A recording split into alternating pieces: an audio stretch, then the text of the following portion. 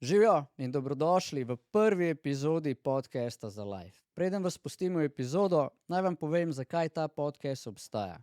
Obstaja zato, da naslovimo direktno, realno, iskreno, brez dlake na jeziku in zaviranja v celofan o temah kot so šolstvo, vzgoja, starševstvo in odraščanje in vse okrog, ker po nekajletnem delu z mladimi, soočanju z starši, z ravnatelji, svetovalnimi delavci, učitelji in tako naprej, vsemi, ki se v bistvu ukvarjajo z najstniki, sem odkril, da tega manjka. Vse zavijamo v celofan in vse je nekako politično korektno. Glavne dve vrednote tega podcasta pa sta spoštljivost in politična nekorektnost. Tako da, uživajte v prvi epizodi, glejte do konca, smeh in solze so noter, tako da have fun.